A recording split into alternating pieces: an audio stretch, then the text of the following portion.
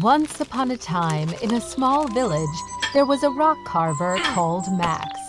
Max understood every type of rock he found, which one was suitable for carving, which one was suitable for building. However, Max was an ambitious person. He'd never ever felt good with what he got as a carver. He always jealous with anyone who was wealthier and more powerful. I wish that I could be like them. Yes, I will be rich and have more power. I don't want to be just a poor carver. One day, Max went to the forest as usual and he found an ideal rock for carving. When he was carving, suddenly a miracle light shone bright inside the big rock. A Twinkie fairy appeared, smiled with Max. Who are you? Hi, Max. I'm Arya, the god of this rock. You know my name? A god? You're a god? Unbelievable! So, our carver doesn't believe in what he has just seen? Look at this! Arya casted a spell. Incredible! The rock that Max was carving was back to its original form. So, do you believe now, Max? Oh my gosh! My rock! My whole day's work! I'm so sorry, but this thing is my home. Please, don't destroy it. On the other hand, I will grant you wishes in exchange. Really? Anything? Yes, anything. Okay. However, I haven't got any wish in my mind. I need to spend more time thinking about it. Is that okay? No problem. I will stay in your pocket so I can listen to your wishes. Huh? Incredible! A whole day working can be changed into any wish. Let's see, what shall I wish? On the road, Max walked by a wealthy merchant's house. He saw the merchant was shouting at his servants. Shiny gold and luxury jewelry on the merchant made Max feel jealous. What a powerful and wealthy merchant! Wish that I could be like him. I don't want to be a poor carver anymore. Huh? I heard your first wish. You will become a wealthy merchant. Max opened his eyes, happily looking around. Now Max is a wealthy merchant. Max imitated that merchant, shouting at his servants, made him afraid and obey his order immediately. Well, I am now so powerful. This is awesome. Max felt happy. He started enjoying the life of a wealthy man with money everywhere that he would never worry about. Till a sunny day, he felt disturbed by the sunlight on his face. He saw the sun was proudly looking at him. The sun is so powerful. Only the sun can be in the best position. Oh, I want to be the god of the sun.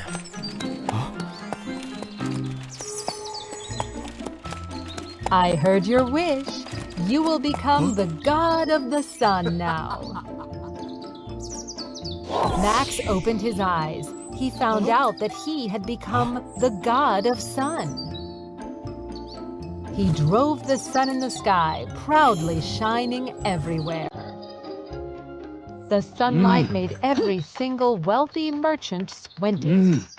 His sun burned the fields, dried out the plants, and made the peasants miserably look up to heaven and beg.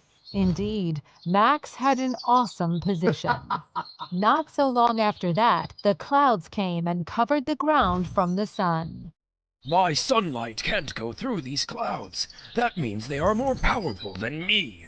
No way. I wish to be the god of clouds. I heard your wish. You will become the god of clouds right now. Great! I really am god of clouds. Max felt satisfied. He floated in the sky, controlled the huge clouds to cover the sunlight so easily.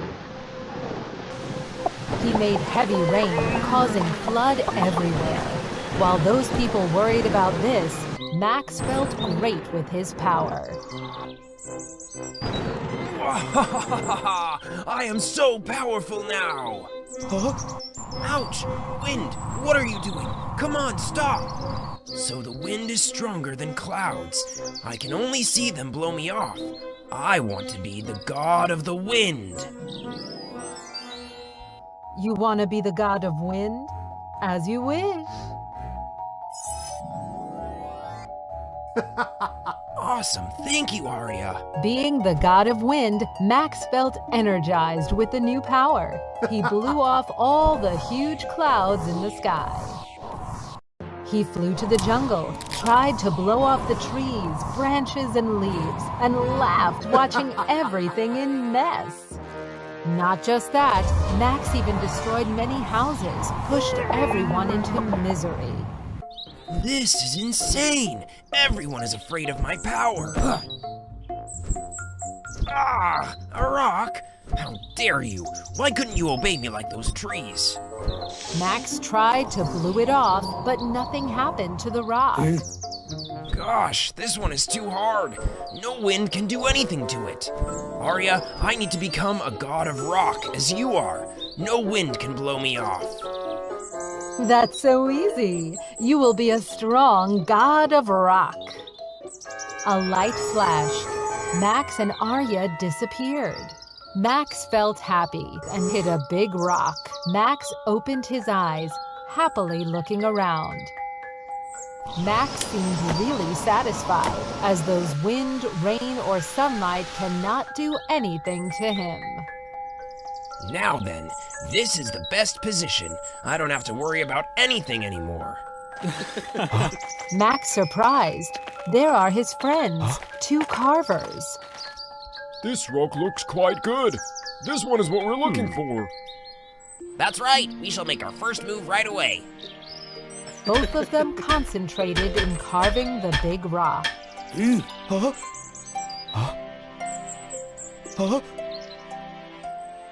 No, don't do that. You guys are hurting me. Stop, stop, please stop. I'm Max.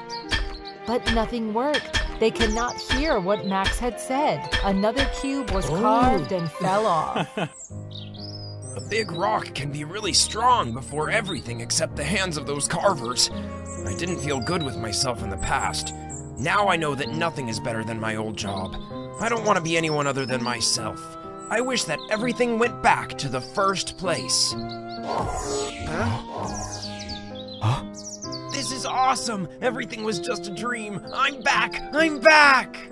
After experienced those things, Max understood that everything has its own role and weakness. Thank you so much, Arya. Thanks to those wishes, I learned my own lessons already. I'm gonna make a good move with my own job. Farewell. Max had learned how to be content with himself. He no longer wanted to be anything else. He felt happy with the life of a rock carver.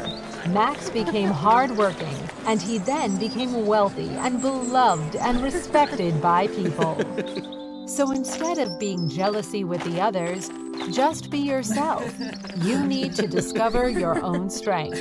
Perhaps you are the best in the way you haven't found out. Once upon a time, there was a poor woodcutter named Cain. He lived alone in a small house. He had nothing but an iron axe, which he used to cut wood to earn his living every day. Despite living in poverty, Cain was so honest and warm-hearted. He often helped other people and was satisfied with what he had. Never he took anything from others. He had a neighbor named Diego, who was an infamous landlord. Though owning extensive properties, Diego was so greedy and shifty. Having dreamt of Cain's land for a long time, seeing that he was such a hard-working and robust man, Diego then came up with an evil idea. I know the way. Due to my plan, he will be to me indebted without being able to pay back. Until then, not only would I own the land, but he would have to become my lifetime servant. Cain, I feel sorry for you to live in a shabby house like this. I want to help you with a little money. I've been still fine.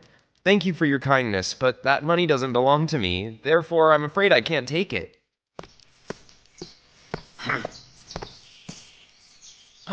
What's the point of being that honest while he was just a ragtag? One day you will definitely have to come beg me. Diego then did many evil things to impede Cain's work. Because of that, people gradually didn't buy his wood anymore. He will soon starve to death and have to beg me for help. That day, Cain carried the iron axe into the forest to cut firewood as usual. While he was working, he accidentally dropped his iron axe's blade into the river since it was too old and no longer durable. Hell no! My iron axe! That was my only way to earn a living! I will starve without it! Oh, what should I do now? He quickly waded into the water to find it out in vain. While he didn't know what to do, suddenly an old man emerged from the water, much to his astonishment. Have you been diving in the river up to now? How strange! I haven't seen anyone near the riverbank from the very first moment I came here. Boy, you were looking for something, right? Cain told the mysterious old man his hardship and that he had dropped his only axe to earn a living into the river. Don't worry, young man. I will dive into the water to help you find it out. Thank you for your kindness, but this swift stream is too dangerous. You don't need to take risks just for me. Don't worry, I'll be back soon.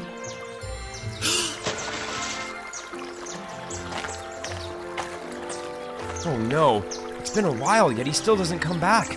I have to jump down to save him now. At that moment, the waves rolled, and the old man appeared with a golden axe. Is this your axe blade? No, it's not. My axe looks much worse than this. Are you sure? Yes, definitely.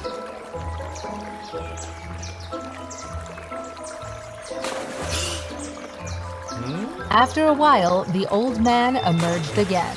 This time he carried a sparkling silver axe. Is this what you've lost?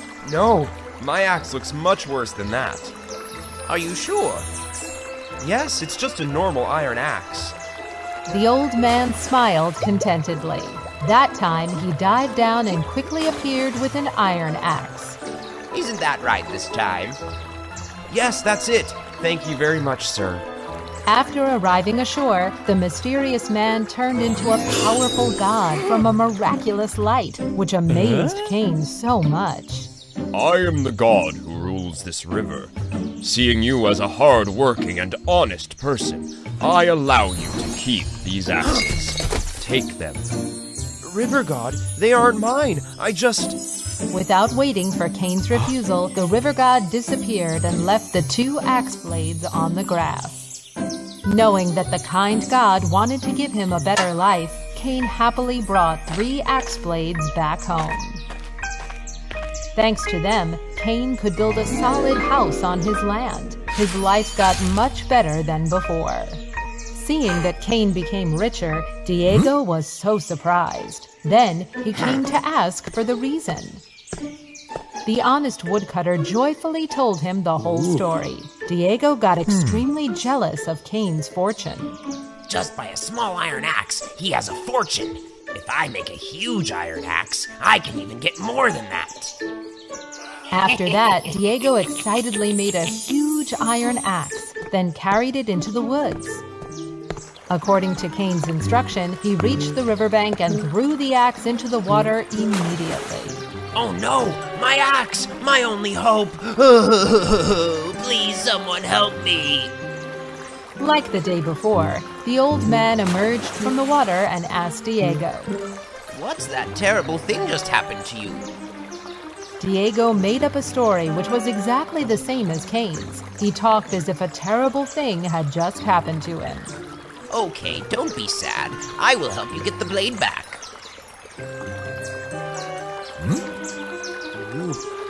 Great! Everything happened exactly as I thought. A big golden axe will be mine soon. the old man appeared for the first time with the blade of his iron axe. Was this the axe you dropped? No way, my axe is much prettier than this. Are you sure? Of course. Okay, then I'll help you look for it again.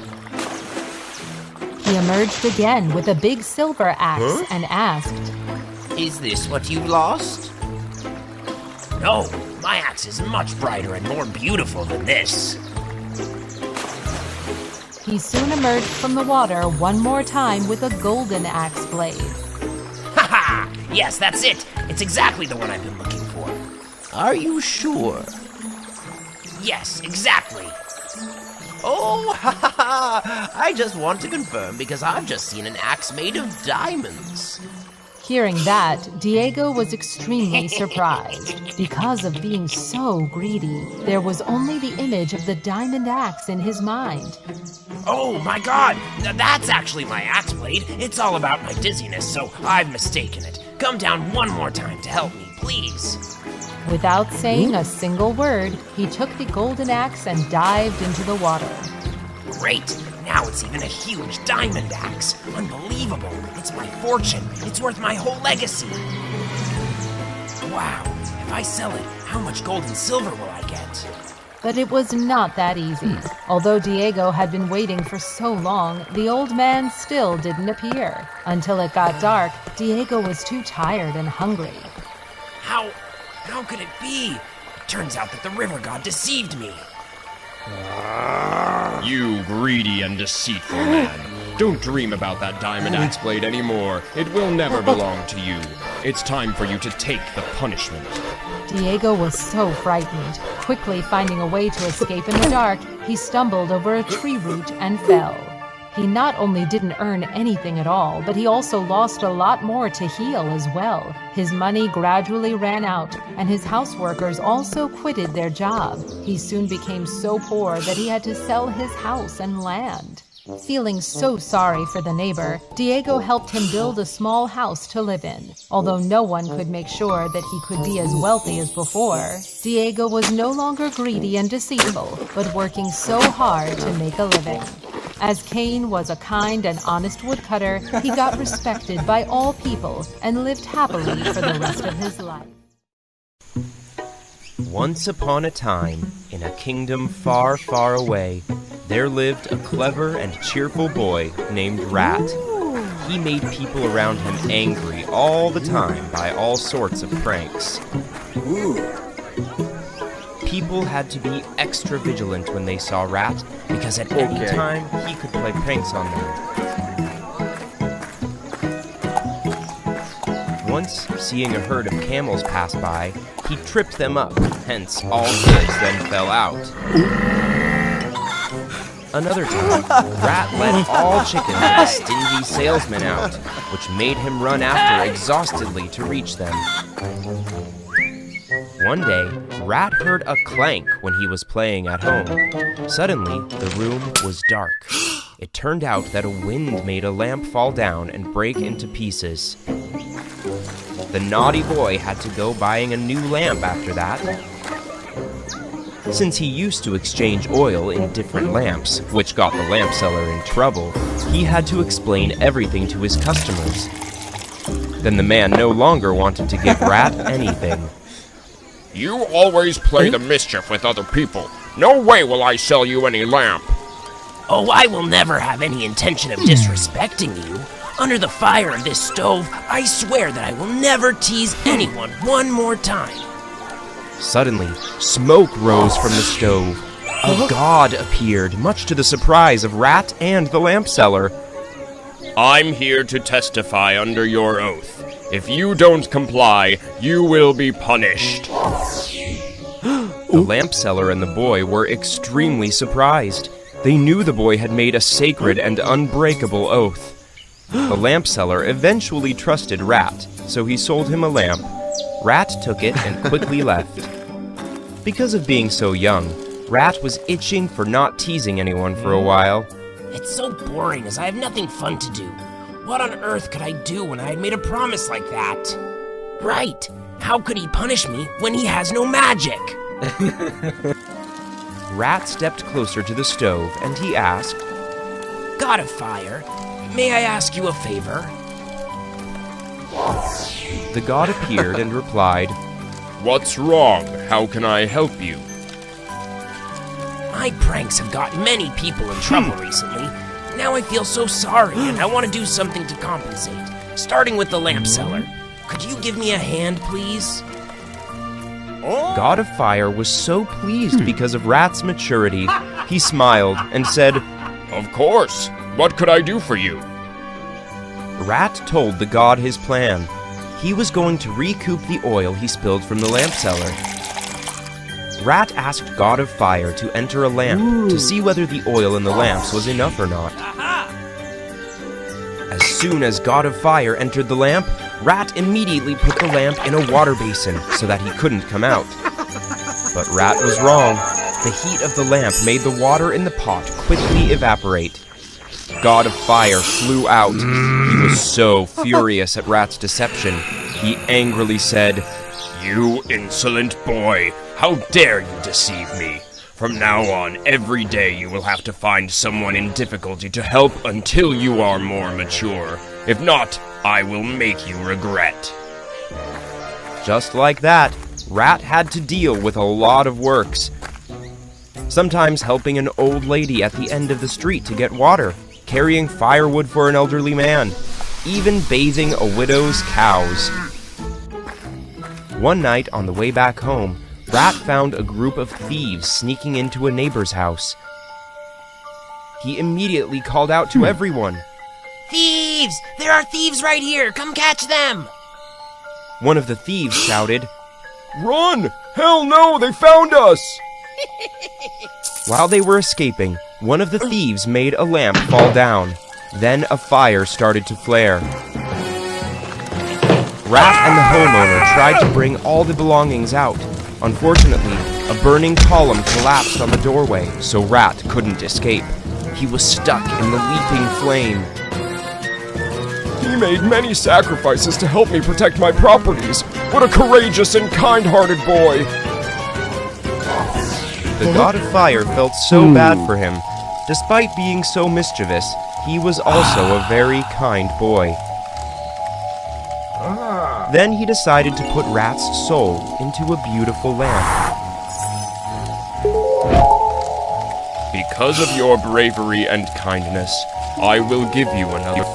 From now on, you will live as a genie. Since then, Rat had lived as a genie. Particularly, whoever owns that miraculous lamp will be unconditionally helped by him. That's how the genie was born. Later, Aladdin would be the owner of the lamp, and along with Rat, their adventure would be still so long. Let's stay tuned. Do you know what secrets do goblins usually keep? The two sisters in this story, intentionally or not, have discovered some of their secrets. Is that good or bad? Let's find out the answer with Woa Fairy Tales. Two sisters were orphaned at an early age and lived separately in two close houses. The older sister, Remy, was a greedy and cunning person. Since she was lazy and refused to do anything, she kept getting poorer and poorer. Living right next to her, the kind younger sister, Julia, was very hardworking, and gradually she became richer than her sister. At that time, there was a severe drought in the village. None knew the reason why the water flowing through the village's river kept drying up. As villagers didn't have water for daily use, they became extremely miserable and poor. Julia tried her best to help the villagers, so she was loved and respected by all. Remy saw that. She felt really envious of her sister. How unfair and absurd. While she is getting richer, I am getting penniless. How to get much money like that? Oh, I just came up with a great plan. That day, Remy dropped into Julia's house, pretending to ask about her sister. Julia was very welcoming. Let's come in and have a meal with me. Hey, Julia, you know our village is currently in drought, and my budget is also very tight. This time, I want to invite you to join me in doing business. Can you lend me some money? When this shipment is finished, I will return it to you. That's great. So you tried to do business, determined to change yourself. Okay, I will go with you to the market. So the two sisters bought the most high-quality goods, loaded them in the car, and went to the market together.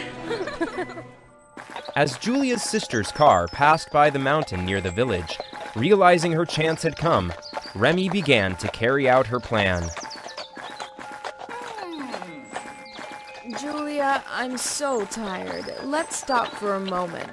Okay, let's rest for a while and then move on. Julia stood on the mountain looking below. She did not expect that Remy wanted to harm her. Taking advantage of her sister's defenselessness, Remy pushed her down the cliff. So you're done, my poor sister. Now your property will all belong to me. Remy was assured that Julia was dead. She took all her goods and then drove the carriage back to Julia's house. She pretended to be sorry and informed everyone about her sister's death. Julia has passed away. My sister is so ill-fated. As an older sister, from now on, I will take over and look after this house for her. Meanwhile, about Julia, despite being pushed down by Remy from the mountain to the cliff, she was caught by the trees below, so she did not die, but only broke a leg. Oh my God, I could never expect that Remy would be this cruel to me. Now I've become crippled. No, I can't die here. Julia, you have to try. You can crawl. I gotta find a way out of here. Thinking so, Julia decided not to give up. She struggled in the forest to find a way to escape. Since she could not go any faster, it was already dark before she left the forest. Oh, I'm exhausted. I can't drag anymore. Being too tired, she collapsed on the rock. By the time Julia woke up, it was already midnight. She suddenly heard a voice. Brother, long time no see!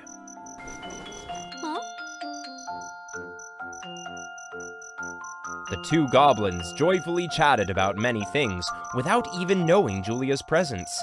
Their story gradually became more interesting. Lately, though I've been very busy, I still find out a few secrets in this forest. How about you? Did you discover anything fun? Why not? I also know another great secret. Or how about we exchange those secrets? Okay, me first.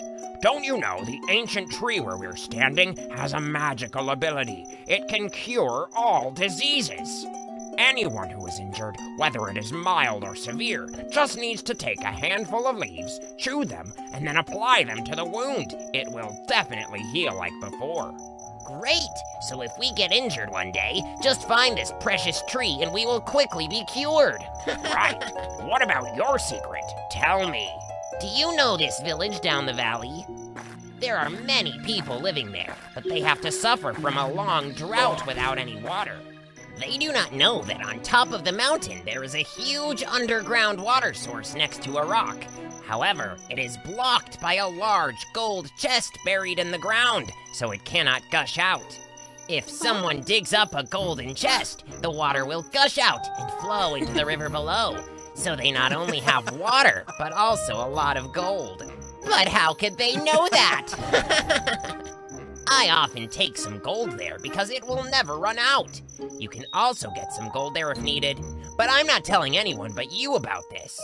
That's great, bro. You're so kind. I won't tell anyone again. It was not until morning that the two goblins disappeared. Behind the rock, Julia heard it all. Waiting for them to leave, she happily dragged herself to the base of the old tree, chewed some leaves, and covered her feet. Miraculously, her broken leg recovered.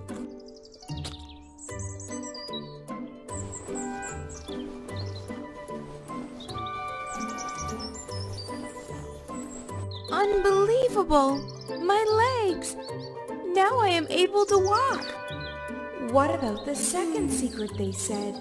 If I can help the villagers get underground water, everyone's suffering will be much less. With that in mind, Julia made her way to the top of the mountain to reach the underground water source that the two talked about. She quickly discovered a large rock, and next to it, there were traces of freshly dug soil.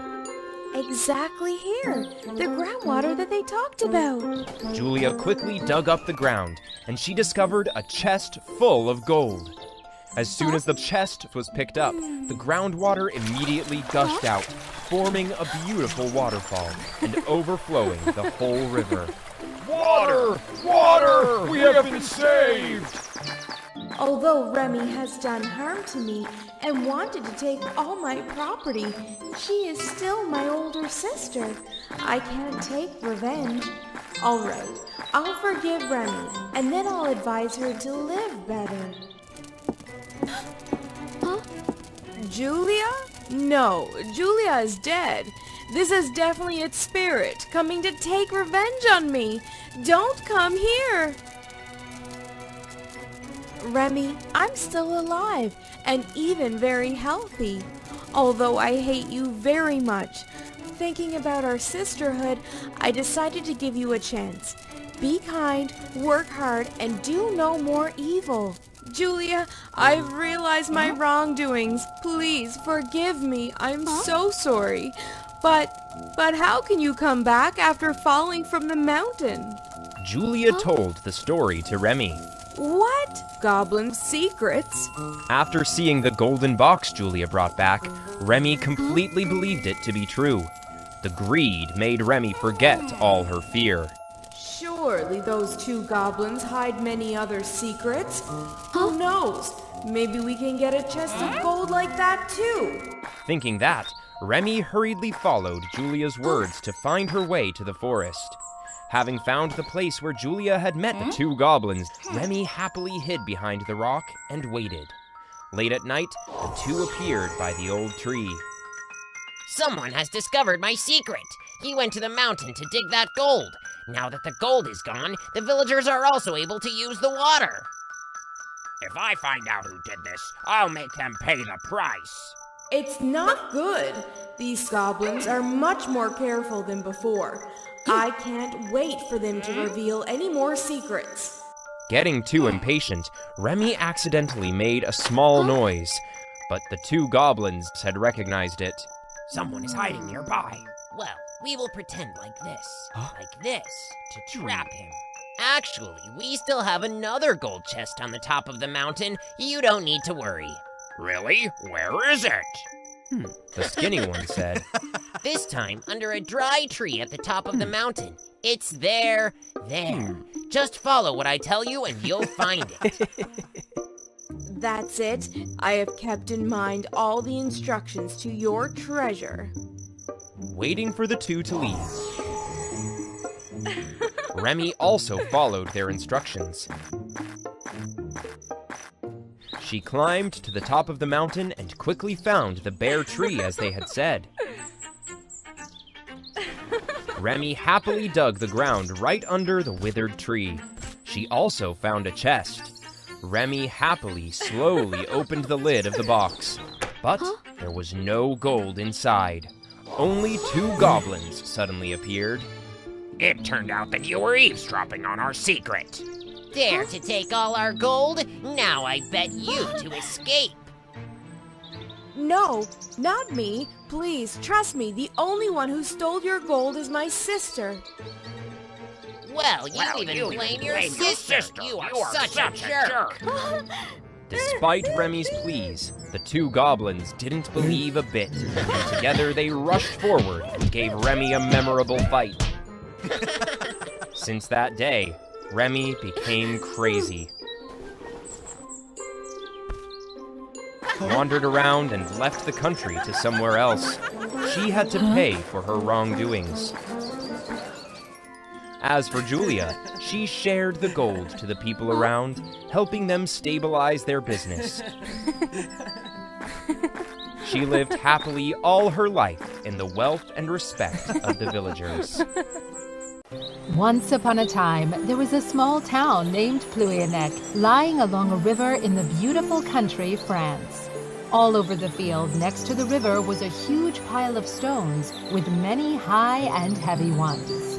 People said that there were fairies that created this pile of stones in Pluyanek. Not far from that place, there were two brothers who were raised in a wealthy family. The younger sister, Rosanna, is beautiful, and she is always loved and cared for by her brother, Marzine. Many young men in Pluyanek wanted to marry Rosina, but they were all dismissed by Marzine. Go away. My brother-in-law must be richer than me, and I myself will pick him. Meanwhile, Rosina didn't pay much attention to anyone except for Bernie, her childhood friend. Bernie is a poor lumberjack, but he is kind. He usually spent his time helping other people and not hesitant to give his money to poor people. No matter how hard he worked, Bernie was still poor. Therefore, he didn't have the encouragement to marry Rosina. I'm afraid that Marzine will kick me out. Don't worry. I don't care about your asset. I will stand by you. Go see him soon and tell him about it at the Christmas party in my house tomorrow. Don't you know? I'm just a poor guy, so I wasn't invited to the party. The next day, at Rosina and Marzine's house, the Christmas party was held. The guests were all rich people. Rosina didn't see Bernie. She wanted to talk to her brother about her love story. Brother, I want to talk to you about this. But she barely said anything when the door suddenly opened. A wealthy merchant stepped in. That was Leo, a close business friend of Marzine.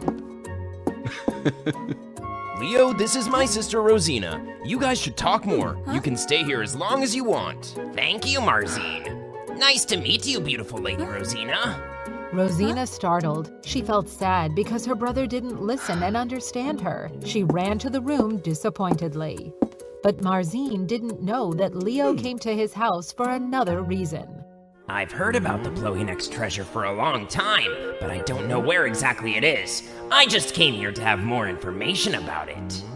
That night, when everyone all left, Leo walked in Marzine's garden and thought, when he came across the stable, he suddenly saw a shooting star in the sky. Christmas night is the only time in the year when all the animals in Pluyanek could talk.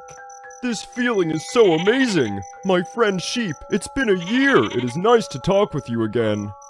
Me too! Donkey and Sheep talked about everything, and then they mentioned the story about the Pluyanek stone pile. Every 100 years, right at this New Year's Eve, the sacred stones in Pluyanek will move out of their positions to the river to drink water. Then the big treasure underneath will appear. Yes, but the stones will return very fast, and they will crash you if you don't bring a crucifix for protection. It doesn't stop there. You are only safe when the treasure is taken by a man of goodwill, and then his heart will be sacrificed for the stones. Then Donkey and Sheep couldn't speak more, as their only time in the year ended. But Leo heard everything from outside. With his greedy nature, he had a plan to take the Pluyanek treasure. Amazing! I'm going to become the richest person. Marzine, I have a surprise for you on New Year's Eve. Do you agree to join me? Sure, my friend, but what is it? Leo talked to Marzine about his New Year's Eve plan, but he didn't talk about the conditions to stay safe against the stones. If I cannot find a person to die for me, I will let Marzine become that person. Forgive me, my friend. That day, when going to the Pluyanek stones pile to observe, Leo saw Bernie was carving a heart in one of the biggest stones. I have heard about him. He is the most honest and kindest person in this place. What a good choice. If I could ask him to join, I wouldn't have to let Marzine do that. Hello, Bernie. What are you doing here? Maybe you don't know me. I'm Leo. Oh, hello, Leo.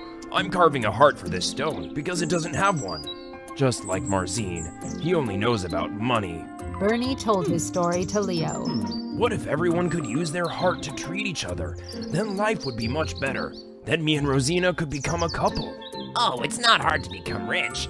I will give you the money that Marzine didn't even dream of if you help me do this task. What is that?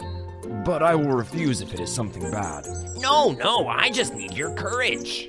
He talked to Bernie about the treasure plan, and of course, he didn't mention how to be safe because he wanted to sacrifice Bernie when everything was finished. I agree to do that. Very good. Then we will meet at New Year's Eve. Few days later, right at the New Year's Eve, Bernie showed up and he saw Leo and Marzine waiting with trunks to contain the treasure. Marzine, why are you here? Bernie, what are you doing here?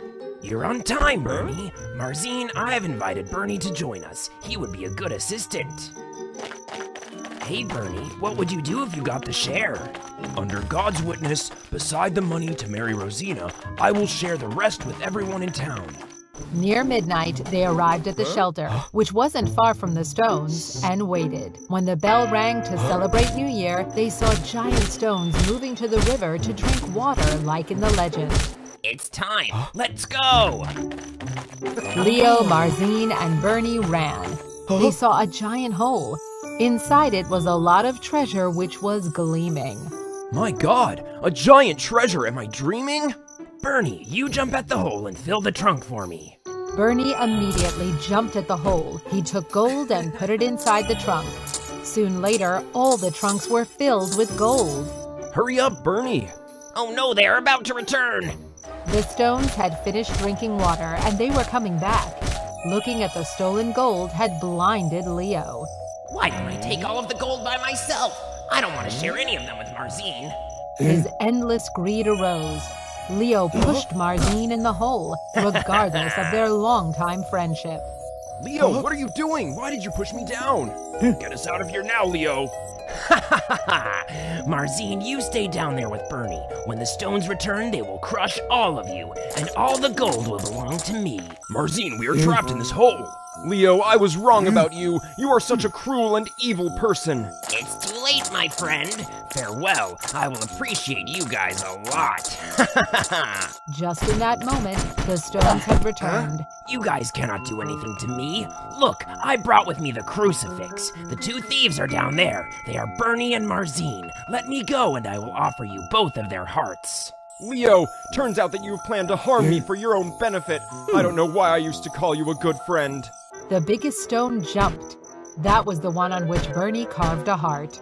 Bernie immediately jumped forward to cover Marzine. Believe it or not, it is all Leo's plan. Marzine was only fooled and harmed by him. I'm the one who took the gold directly. Let him go and punish only me. Bernie, thank you. Bernie, you are truly a good person. Thank you for giving me a heart. Now I can distinguish between good and evil. Therefore, we don't need another heart. Bernie was right. This was all Leo's plan, and two of them were fooled by him.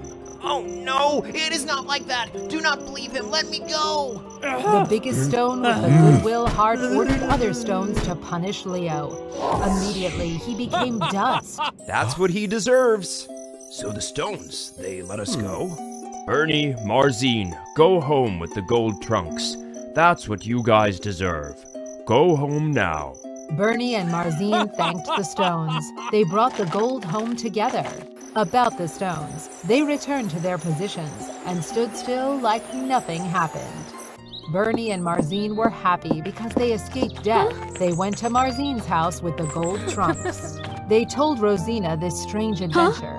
She was very afraid to know that her brother and Bernie had just faced death. After this incident, Marzine had realized that money isn't everything, and it couldn't buy happiness for his sister. Just like Leo, he is rich but cruel, while Bernie is poor, but he is kind and honest. He is the one who can bring happiness to Rosina. Marzine was happy to accept Rosina and Bernie's love. He didn't want his brother-in-law to be richer than him anymore. They gave the gold to everyone in the town and were respected and admired a lot. After that, Bernie and Rosina's wedding happened with everyone's blessing. They lived together happily forever after. Once upon a time, in the huge Gremlin land, there lived a young earl named Emmett. He was wealthy, knowledgeable, and lived in a luxurious castle. He was always the one that all the women in the kingdom dreamed about. His parents loved and pampered him unconditionally. They wanted to choose a really worthy wife for him. My lady, it's time for Emmett to get married. You're right. She must be a really worthy person. Many pictures of young ladies from noble families were sent to Emmett, yet he couldn't find anyone suitable. Seeing things going on like that, his parents were very worried. One day, Emmett was going outside alone. After wandering for a while, he went to a green field. Emmett was startled when he saw a beautiful young lady sitting nearby a knitting spinner. That was Alyssa, a poor farmer girl. She had a gentle, adorable beauty, and she was passionate with her job, which really attracted Emmett. That was something he had never seen before. Then, he immediately fell in love with her. The young man stood still, staring at her attentively. Alyssa was also aware of his presence. Who are you? I've never seen you before. Is it the first time you come here? Who? You are asking me? Oh, yes, it's my first time here. Huh? I'm Emmett. I got lost in the forest and arrived here. Can you show me the way? No. Can I have a cup of water first? Here you are. I'm Alyssa, and I lived here. With his wisdom and humor, Emmett soon got to talk with Alyssa. However, Emmett still hid his identity. So, what do you do, Emmett? Emmett was confused, for he didn't have to do anything for his whole life. He is a noble earl. I'm traveling, and I still don't have a stable job. Oh, really? What a pity. I think you should try harder, Emmett. Anyone needs to have a job. Looking at her skillful hand, Emmett couldn't do anything but keep gazing upon Alyssa. When he returned to the castle, Emmett was like in another world. He kept thinking about Alyssa all the time and did not even want to eat or drink. His parents were anxious. They tried to invite all the best doctors to cure Emmett. He's just falling in love with a girl. I can't do anything.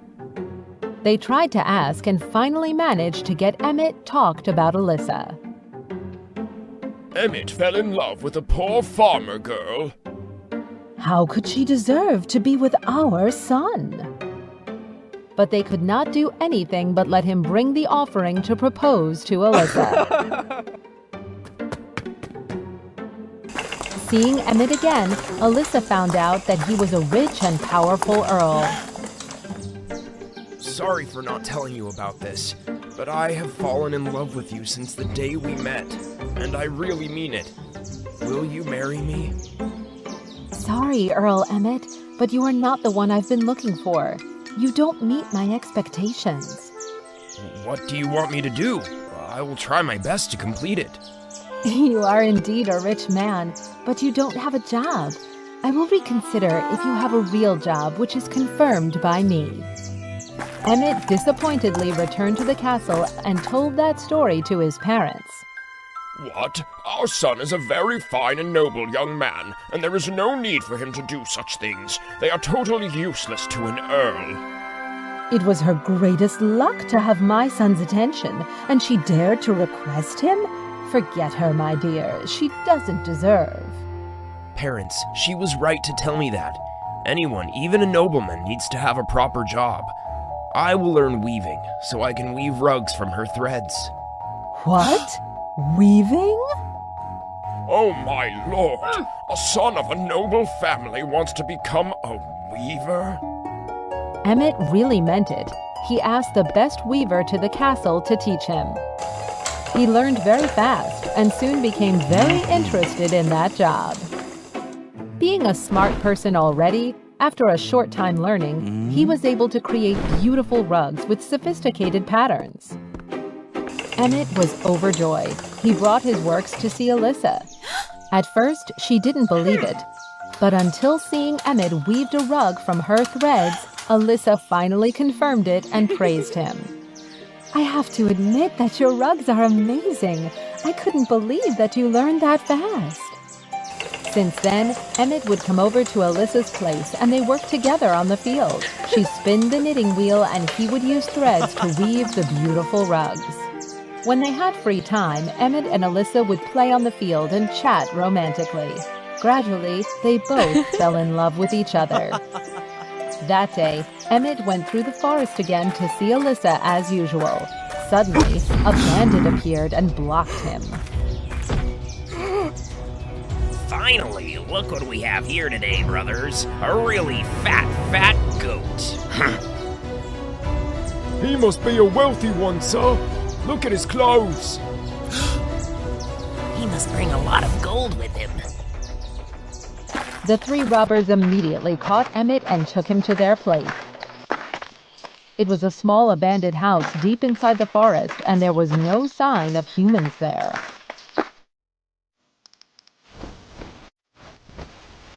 Sir, he ain't got any money. What? He looks so noble like this, but doesn't have any money? Remove all of his clothes and throw him into the deep abyss. Wait, maybe I don't bring much money, but with my hands, I can help you guys earn a lot of money. Don't hurt me! Your hands? How are they different from mine? Tell us, why do we have to let you live? I'm a skillful weaver. Prepare me a loom and a lot of yarn. I will weave the most beautiful rugs ever, and your job is to sell them at really high prices. What? Yes. All right. Let me see how beautiful your rug is. The bandit prepared a loom and lots of good yarns for Emmett. He immediately got to work from early in the morning to late at night. And finally, he made a really beautiful rug with sophisticated patterns. Oh my God! I can't believe it's so beautiful. What a treasure! We'll definitely get a load of money for selling it. Hey, Weaver, how much money can we earn for selling this beautiful rug? This is my masterpiece. Sell it for 100 gold coins, and anyone pays less than that will not be accepted. Great! We're going to be rich. You, get to the city center and sell it for me. Speaking of Alyssa, after not seeing Emmett come over to her place for a few days, she was really sad. Emmett, where has he been? That day, Alyssa came to the city center to sell the yarns. While she was walking, she saw a man selling a very beautiful mat. Buy it, ladies. It is the most beautiful mat of the city centre. People stopped to look at the mat and praised. How much is this? 100 gold coins. No more, no less. People in the city center couldn't afford such expensive rug like that. They soon left. Hey, wait! Can I observe it more carefully? Of course you can. Alyssa looked at it for a while. She realized the familiar patterns on it and soon figured out what happened. Emmett must have been kidnapped. They made him weave that rug for them. What should I do now? Ah, I know what to do. With that price, only the Earl could buy it. As I can see, he would surely buy this beautiful rug. I'll show you the way, but don't forget to share me some money. The robber accepted it without a doubt. Then, Alyssa took the robber to the Earl's castle. At that time, they were very worried because Emmett suddenly disappeared for a couple of days. A guard came in to report. Sir, there are two people bringing a beautiful mat and want to sell it for you. I don't have time. Ask them to leave. But the girl told me that she is Alyssa and she knows where Emmett is. What? Alyssa? Bring them here. Alyssa and the robber were brought inside the castle. The robber was happy because he was about to have a lot of money. But then Alyssa immediately reported him. Sir, this rug was definitely made by Emmett. This guy is not the seller. He is a robber. Emmett is being kept by them. Catch him right now! Seeing that there was no way to escape, the robber had to tell the bandits' hideaway to avoid being interrogated. Mr. Earl with his guards immediately came to that place. They caught the other two robbers and freed Emmett. He returned to the castle safe and sound. Alyssa and Mrs. Earl were very happy. Thank you a lot, my beloved Alyssa. It is because of you telling me to get a job that I can survive this incident. I completed your requirement. Will you marry me? Alyssa and Emmett's wedding was held in the castle. Now, Mr. and Mrs. Earl finally can feel satisfied with their son's wife. As you see, no jobs are useless or unimportant. Everyone needs to work. A well of Earl or a poor girl all need to have their own job. Just like Emmett and Alyssa, after all, they lived happily together forever after. The story happened in a city where there was a prince made of gold standing in the middle of the square. He always smiled, so everyone called him the Happy Prince. Huh? Mom, why do people call him the Happy Prince? Do you see that? The prince is always smiling. There is nothing in this world that can make him sad, so that's why he is given that name.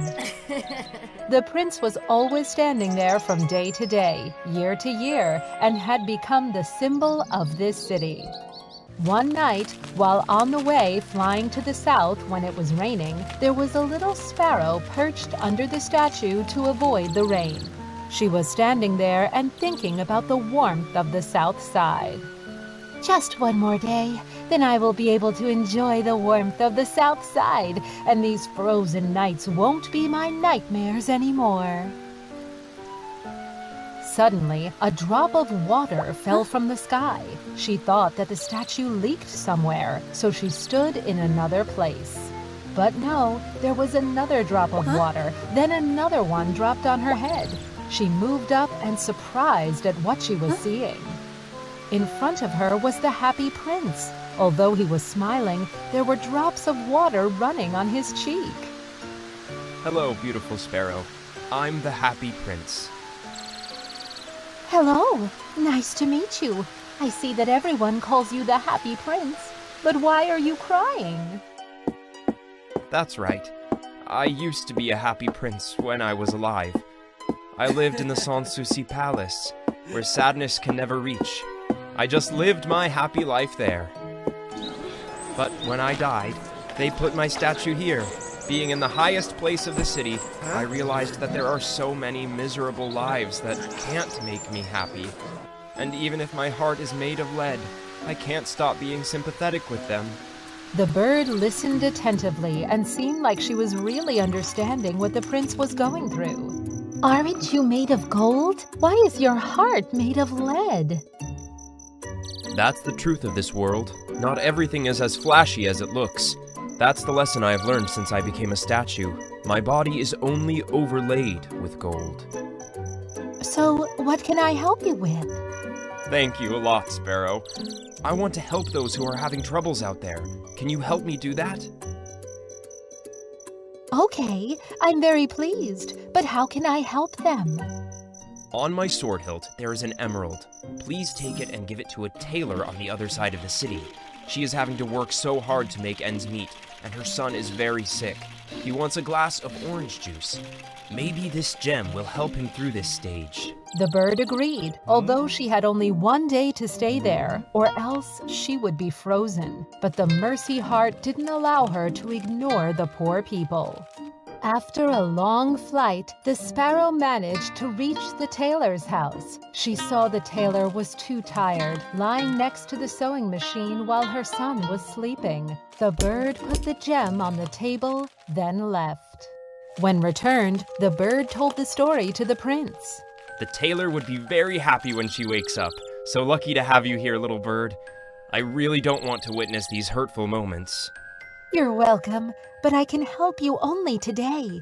Tomorrow I will have to fly to the south, where my friends are waiting to avoid the cold. It's okay. Can you help me bring these 2 diamonds in my eyes to help some people? No, it can't be. You will lose your eyes and won't be able to see anything. This is my last will. Why do I have to keep these eyes instead of using them to help other people? Can you help me, please? Okay, I will help you, you warm-hearted prince. Then the bird brought one gem from the prince to a young man who was trying to finish the script to earn money in an attic without windows and stoves. He was about to faint because of the cold and hunger. Eventually, despite being heartbreaking, she had to bring the other gem to a child who was selling matches. She lost all of them in the drain, and she was crying in the cold of winter. Thank you a lot. Warm-hearted prince, why do I feel so warm, although it is cold? Because you have done good deeds, your heart won't be surrounded by the cold anymore. Just like me, even when I lost my eyes, I can still see your kindness. The two people kept talking until the next day. Then the bird had to say goodbye, although she didn't want to. I have to leave now. The warmth is waiting for me there. Goodbye, kind prince. I wish you all the best things in life. Goodbye, little sparrow. Thank you for everything. May God be with you. She flew away all over the city. She looked down, seeing the miserable lives in every corner of the city, and that moment her heart was squeezing. And she thought about the prince when he smiled very brightly despite losing his eyes. She couldn't leave him alone, so she returned. Hello, happy prince. I flew away, but when I saw the poor lives, I recollected the image of a kind prince, so I decided to return. Huh? Why do you return? You won't be able to resist the cold here. Please leave. The warmth in the south is waiting for you. No, never. Didn't you say that when the heart is warm, you won't feel the cold anymore? The prince sadly thought for a while. Then he decided to ask the bird to help him one last time. So, can you help me one last time? There are gold foils on my body, and you can see that there are miserable lives out there. Please help me bring them to those people, and return here when you're finished. The bird agreed to do that. She brought the golden leaves on his body to the beggars, homeless people in the city, hoping that they will have a better life. When she returned, because of flying too long and the frozen cold of the winter, she could only say a few last words to the prince. Happy prince, you are the kindest person I have ever met. I love you. Then she kissed on his lips and died under the statue. Once again, the statue shed a tear. And inside his heart, it started to break. The next day, the officers in the city were very surprised to see the statue was in bad condition, under which was a dead sparrow. Why did the happy prince become so pathetic? There must be someone who ruined it. There's even a dead bird under the statue. What a bad day. Yes, we have to move the statue. Now it looks like the prince is a beggar. They moved the statue and burned it. Strangely, his heart didn't melt at all, but there was a huge scratch. They threw his heart away.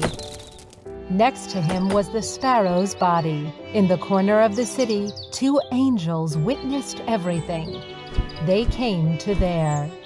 They were sent by God to bring to heaven these two most precious things of the city. You two go to that city and bring me the two most precious things of it. Yes, sir. The two had been flying around the city all day. They finally saw the kind hearts of the prince and the sparrow, then brought it back to God. God, these are the two warmest hearts, as well as the two most valuable things we have found in the city. Well done. I saw everything, and these are indeed two most valuable things of the city. They are one of a kind, so they deserve an eternal life. I will give them another life in my golden city. Yes, sir. Since then, the prince and the sparrow lived happily forever in God's golden city. Once upon a time, at the bottom of the deep ocean, there was a magical kingdom which no one had ever heard about. There were many kinds of inhabitants there, such as marine species and also beautiful mermaids. They all lived together in harmony. The kingdom was governed by Poseidon, the king of the sea, and Queen Mother Eliza. Poseidon had 3 daughters and a deceased wife, whom he loved so much. The youngest princess, named Ariel, who had just turned 18, was his most beautiful daughter. Ariel was so warm-hearted that she always cared about everyone. Whenever she wandered around, she was often willing to help all creatures in the ocean who were in difficulty. That's why she won everyone's love. She had 2 close friends named Molly and Dolphin, which were a whale and a dolphin. Also, she had a wonderful and captivating voice, inherited from her mother. Every time she sang, all species listened attentively. Ariel really wanted to know more about the world outside, but her father and grandmother always forbade her. They never allowed the 3 princesses to leave the kingdom. Everything I do is just to protect you. The human world is very dangerous. Also, the rules set on the ground are different from ours. Your father is right. Outside this kingdom, there are many lurking dangers which you can never imagine. But I really want to meet humans. Do they look like us, Grandma? Humans have feet to walk on land, but we don't. They can only live for about 100 years, but our life can last for 300 years. When mermaids die, we will turn into sponges and disappear into the ocean forever.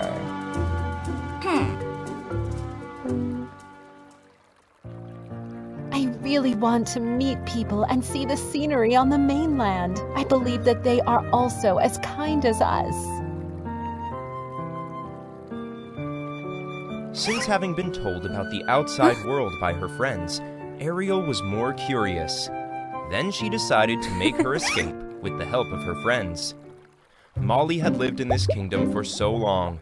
Together with the dolphin, they could freely go in and out of the aquatic gate without being prevented by any guards.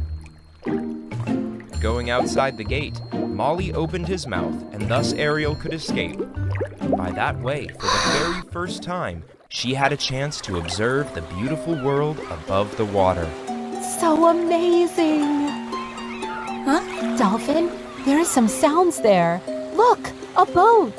A boat was approaching. It was Prince William's boat, and everyone on the boat was celebrating his 20th birthday party. A prince of the land. He looks so handsome and elegant. Ariel, we are too close to humans. People on the boat seem to be very dangerous. You'd better go back, or they can see us. No, Dolphin. He doesn't look like a bad guy. Seeing him, I just want to sing.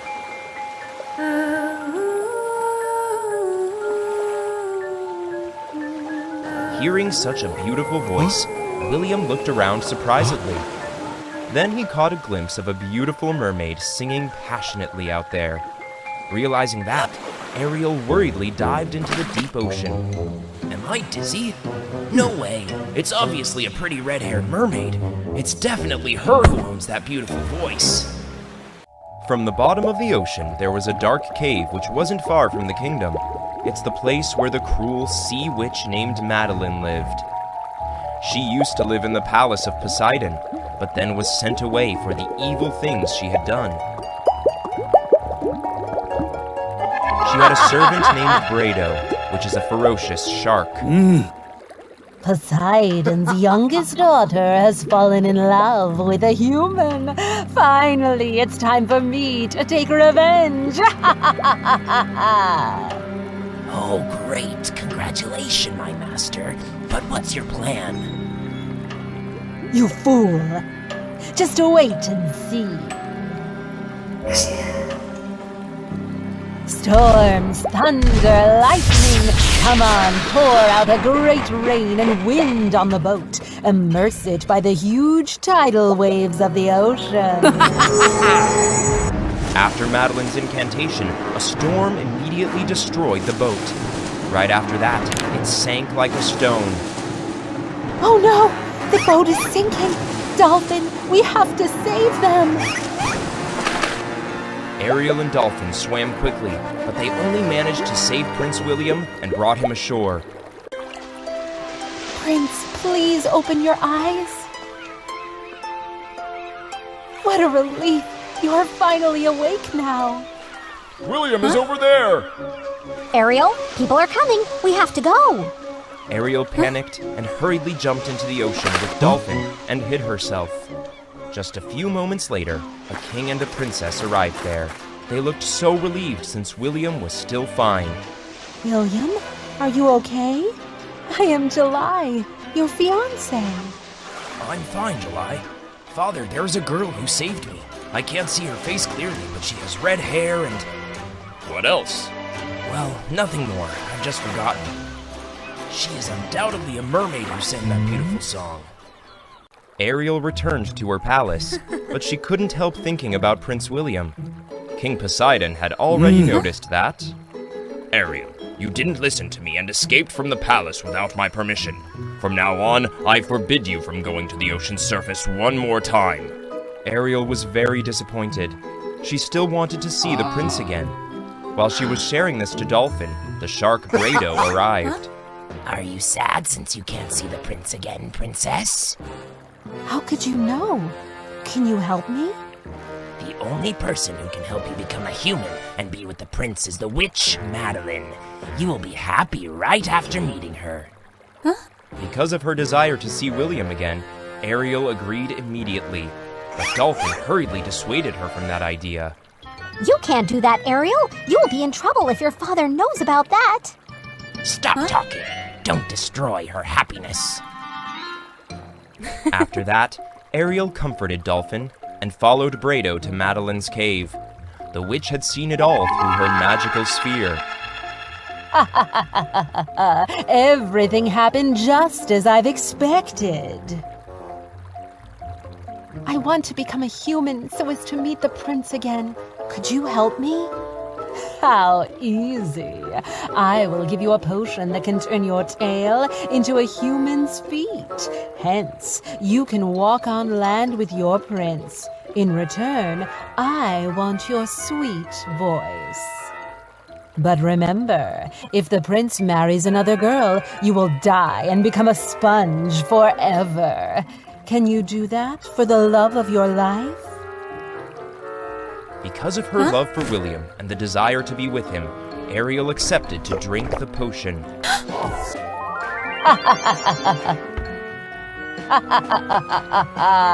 Now your sweet voice is mine! Ariel started to swim to the surface of the ocean. Her mermaid tail slowly disappeared, replaced by human's legs. She went ashore and tried to get used to her feet. William was also there. He wanted to find the one who saved him the day before. Seeing a beautiful red-haired girl, he then ran to get acquainted to her. Hello, I'm Prince William. You look so familiar, as if we had met before, right? But Ariel didn't own her voice anymore. She couldn't say a single word, but just nodding. Seems that she isn't able to talk. Poor her. If so, she isn't the girl I'm looking for. How could I forget that voice? However, it was gracious of him to help Ariel and let her come to his palace. The king was preparing for the wedding of William and Princess July there. He didn't love July, but the girl who saved him. But he didn't dare to disobey his father's order. Ariel was so sad since she couldn't say anything with William. And the next day, when his wedding occurred, she would have to turn into sponge forever. At that time, Dolphin came back and told the whole story to Ariel's two sisters.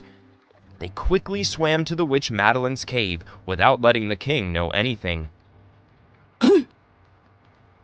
Madeline, please let Ariel be. We will be very grateful to you. What on earth brings the two princesses here to beg a witch like me? All right, if Ariel kills Prince William with this knife, our covenant will be broken, and Ariel will be a mermaid again. While Ariel was about to live her last dawn in agony, her two sisters arrived with Madeline's knife. Ariel, you'd better use this knife to kill the prince so that you will be a mermaid again. No, sisters, I can't do that. You should let him go, since he will never love you. Just do that and go back with us. Ariel was extremely confused.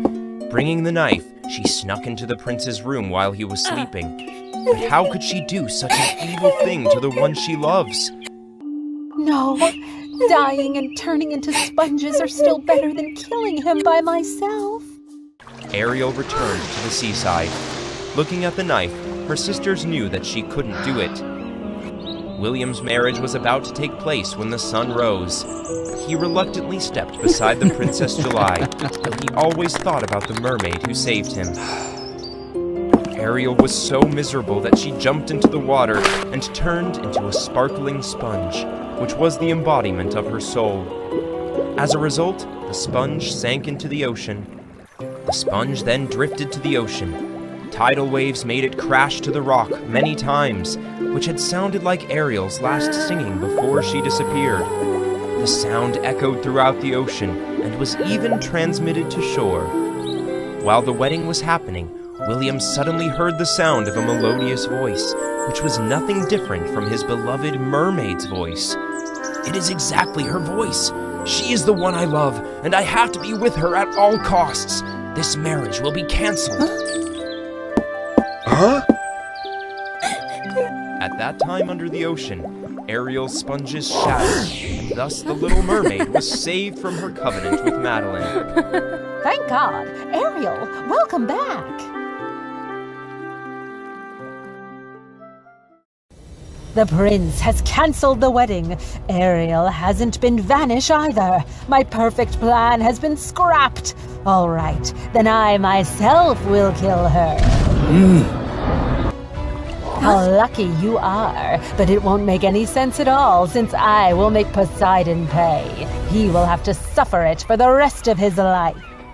At that moment, the sea was rough. Poseidon gradually emerged from the water. No, Madeline, don't dream about it. It will never happen. It turned out that the king was informed by his two daughters and went there to rescue Ariel. Poseidon, I detest you. No way I will let you alive today. You are not even my opponent. Bring Ariel's voice back so that I can forgive you for our old friendship. Madeline angrily used her magic to attack, and Poseidon pointed the trident at her. As she was still weaker, she had to do her best to struggle with the Sea King.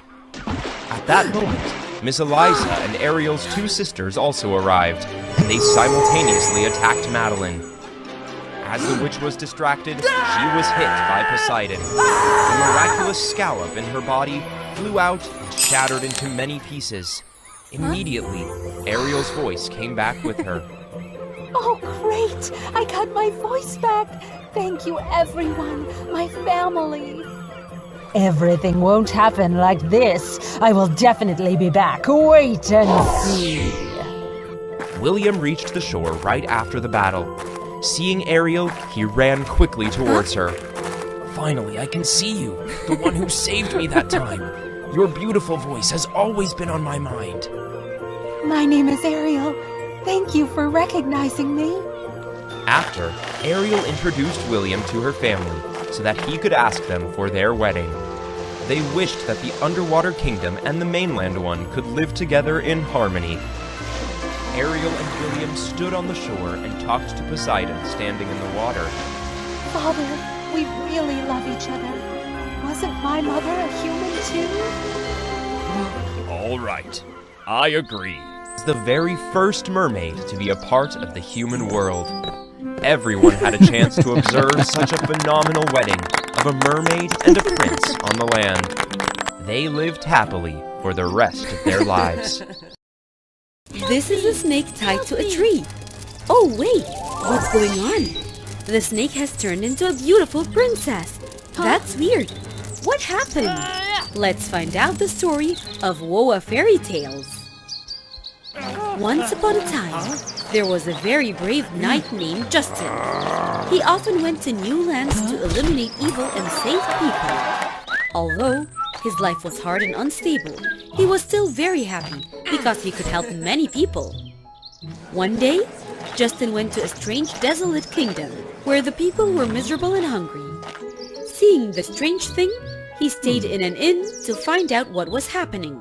If you can't save this kingdom, you can stay here forever. I won't take you any money.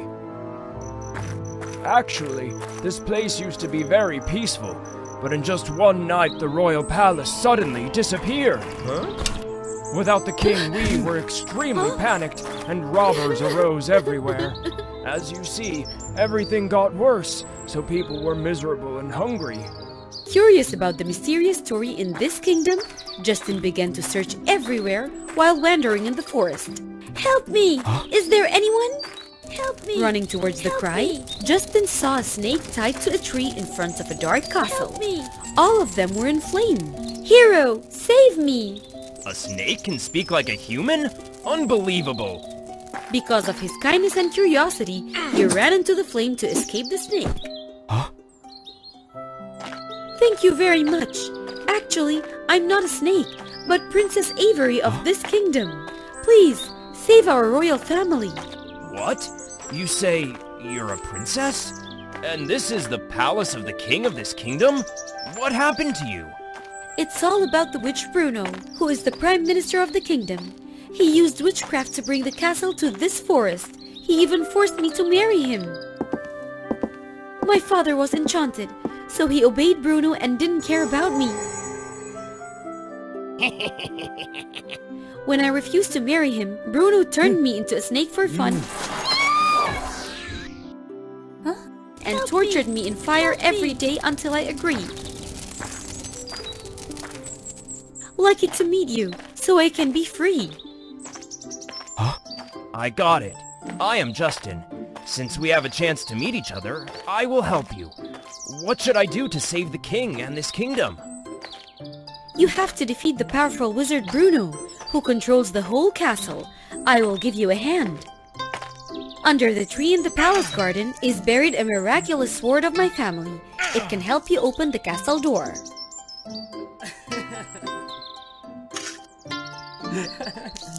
Oh, what a sharp sword! Justin brought the sword to the front door of the castle. He looked around and saw a gap, which was the lock of the castle door. As what the snake said, he took the sword as a key and inserted it into the lock. Then, the castle door opened right away. As soon as he entered, Justin found the king and a strange army, including skeleton soldiers who had been already waiting. Who are you? How dare you break into my castle? Justin noticed that behind the king was a cunning man who was manipulating him.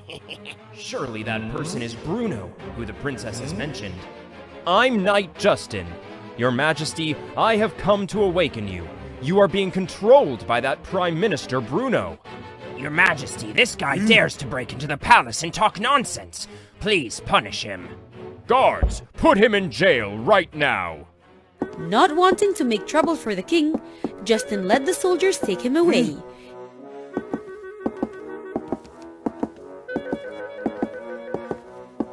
He was imprisoned and strictly guarded. Suddenly, the snake secretly crawled in from the window. Are you okay? Don't worry. I'll find a way to get you out of here. When the guards didn't notice, the snake princess gently crawled over and stole the key for Justin. He quickly opened the door to escape and took back the precious sword. My precious sword will be useful to you. Take it with you. After that, Justin followed the snake princess's instruction to enter the castle. Ahead is Bruno's private secret room, which is guarded very carefully. Justin went to the secret room and saw Bruno's skeleton soldiers who looked very cruel. The commander is a skeleton soldier wearing a strange shield. Who are you? How dare you to invade the domain of our master, Sir Bruno? You will have to pay the price for it. Justin was not afraid of a large army of skeleton soldiers. He attacked the commander by slashing at his shield, but the shield was unharmed, only letting out a defeating sound. The strange thing was, the skeleton soldiers were all affected by that sound, even if only for a moment. Justin was very delicate to realize that. They seem to be affected by the sound of this sword attacking that shield. These two are precious treasures. Justin, the sword I gave you has a magical ability. Let's do it like this. He faced the army, raised his sword, and chanted the spell. Magical sword, help me defeat them! Immediately, all the skeleton soldiers turned to dust, leaving only the commander wearing the shield. You will have to pay the cost. The skeleton commander rushed and attacked brutally, but Justin calmly fought back. Knowing that he could not fight directly because of the shield, he dodged the commander's sword, then sneaked behind him and slashed him to dust. Only the shield was undamaged. Justin picked it up and happily took it along with him. After defeating the skeleton soldiers, he opened the door of the secret room and stepped inside. Right after that, the cruel witch Bruno appeared in front of him. He got extremely angry. You cursed snake! It was you who led this knight inside to destroy everything. You all have to die to pay for it. Justin attacked Bruno with his sword. However, the witch could quickly dodge, so Justin was unable to reach him. It's not good. I have to change my strategy in order to defeat this witch. Justin cleverly changed his strategy. He no longer attacked, but paid more attention to defense. It was not easy for the wizard Bruno to defeat him, because he had just won the precious shield. But if I just defend, I can't defeat him. What should I do now? While thinking, Justin suddenly remembered the strange sound when his sword and shield collided, which caused the skeleton army to be momentarily disabled. Right! It works against the skeletons. It should work against that witch also. I need to try. Then, he smashed his sword and shield together, creating a loud sound that annoyed the witch. Too noisy! Stop it now! Don't smash them together! Seeing that worked on him, Justin felt excited and kept smashing the sword against the shield to make loud noises. As Bruno was distracted by the sound, he couldn't attack him like before. That sound also had other effective use. It spread very quickly throughout the castle, which made the king and soldiers gradually awaken. They all regained all their memories. I remember everything. It's Bruno who has controlled this whole castle all this time. This sound is coming from his private room. I have to get there now. Meanwhile, Justin was still smashing his sword from his shield to annoy Bruno. He patiently waited for his opportunity to come. At that time, Bruno's magical staff suddenly shone. It formed a cage around Bruno to prevent him against the sound that was echoing. I get it! Justin, destroy Bruno's staff now! All his power stems from that staff! Justin rushed forward to slash Bruno's staff with his sword. The ruby on the staff slammed into the ground and shattered. Losing the ruby, Bruno's magic all disappeared. Ah, my power! No, why could they know this? It can't be like that! As Bruno's magic was gone, the Snake Princess returned to the beautiful Princess Avery.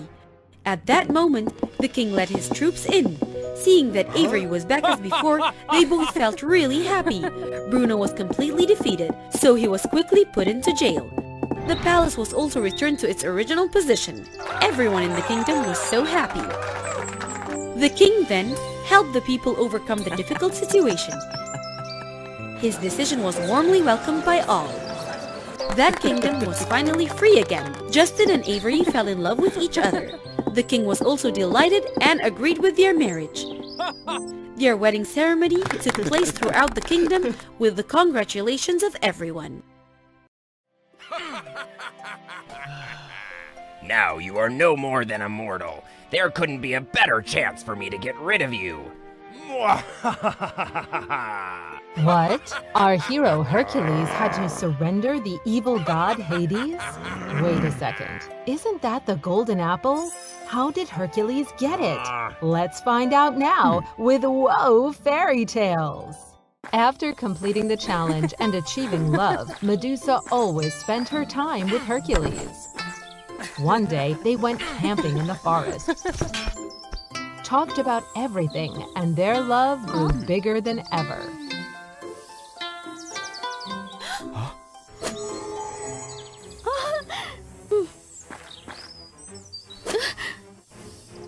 Hercules stupefied, looking at the arrow stuck on a tree nearby. The stranger, after a failed assassination, disappeared quickly. Hercules was about to chase that person when Medusa stopped him. She suddenly fell down in front of Hercules, which startled him. It turned out that the arrow had touched her cheek and left a small scratch. Medusa was poisoned. The poison quickly spread out all over her body. Hades, owner of the underworld, please come here.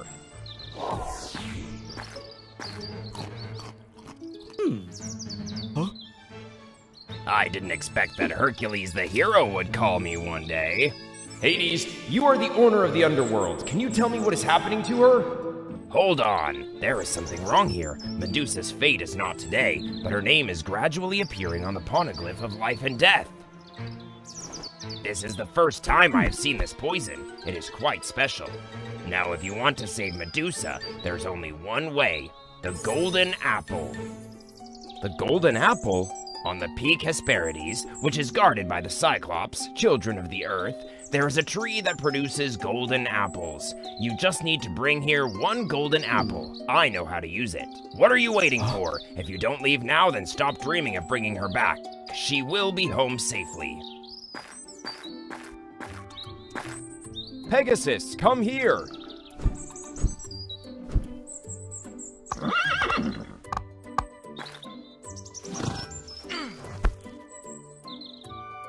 Medusa, wait for me! Hercules and Pegasus crossed the ocean, and they finally saw the beautiful Hesperides Island through the fog. After landing, Hercules could easily see a green hill standing out among the rock reefs.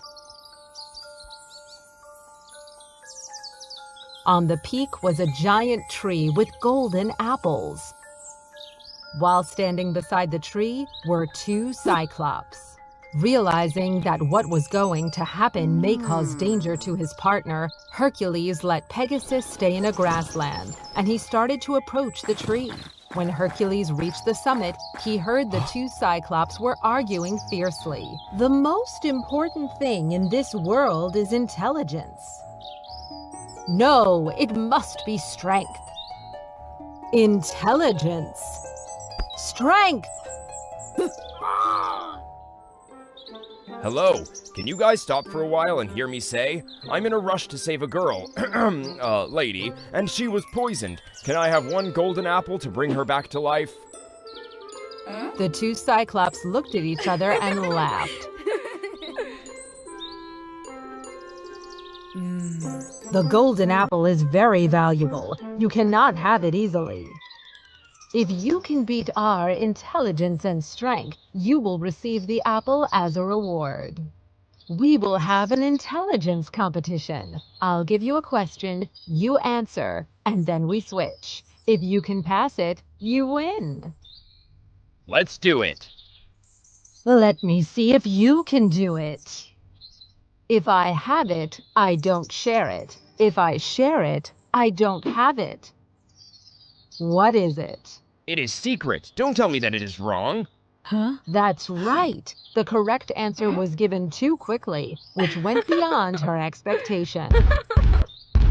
Now let's answer my question. It's simple.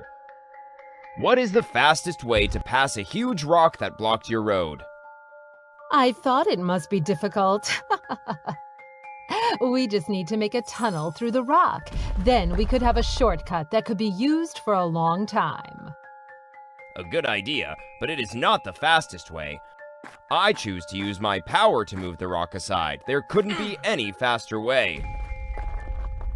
Surprised at such a simple answer, the blue giant couldn't say a word. I know that intelligence won't work. My turn. So, what is your challenge? Strength. We will fight until you give up. Or me, but I've never thought of it. All right, I agree.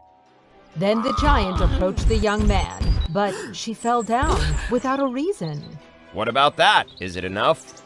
Didn't wait for Hercules to finish his sentence. The giant stood up immediately. Under her feet, a stream of power from the earth went inside her body. She had become stronger. Continue.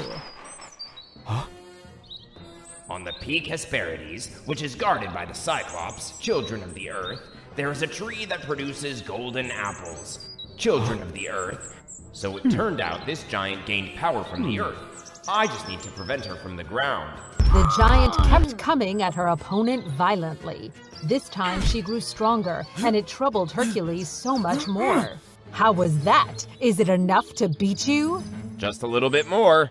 Then the hero used all of his strength to punch the giant's feet, which tossed her into the air. But this time, Hercules quickly acted to prevent her from touching the ground. With that distance, the giant cannot gain power from the earth. She gradually shrunk and lost her power. Oh, you look like me now. How about a little kiss to the ground and see what will happen? If I hit the ground with this body, I would die. I surrender. Then Hercules finally beat the two Cyclops, the keepers of Golden Apple Tree. Unbelievable, but you won. Here is your reward. One stands for wisdom, one stands for strength. You deserve two of them. Thanks a lot. But after this, maybe you guys can see that if you knew how to combine wisdom and strength, I wouldn't have a chance to win. Wisdom and strength are necessary, and they should go together. Pegasus, come here. Upon coming back, Hades was glad to see Hercules brought the golden apple. Where is the apple? What do we do now? You need to suck the poisoned blood first, then let her eat the apple. It will work immediately. Hercules stepped next to Medusa, who lying unconsciously on the bed. He couldn't stop himself from shedding tears. Can you do it, or let me do that? Hercules stood beside Medusa, trying to suck all the poison from the wound. When he finished, Medusa hasn't woken yet. He had to squeeze the apple and drop the juice into her mouth. Thanks to the magical juice, Medusa was completely recovered. But gradually, the poison that Hercules sucked from Medusa's wound started to affect him. He lost his holy strength, and his body became weakened. Seeing Hercules fall down, Hades was satisfied. It seemed that this was his plan. Let me tell you this. That hunter was hired by me to do the assassinate with the target is you, but she saved your life. This golden apple is a holy fruit. It can absorb all poison and bring one person to his strongest era. The poison sucking was aiming on you. I created this poison just to let you lose all of your power, but I didn't expect that she had to bear the pain. I really didn't mean to do that. Now you are no more than a mortal. There couldn't be a better chance for me to get rid of you.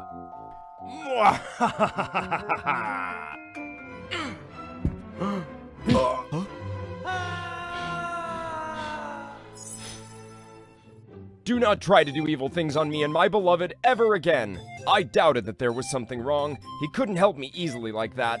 It is lucky that I have two apples. Thank you, Cyclops sisters.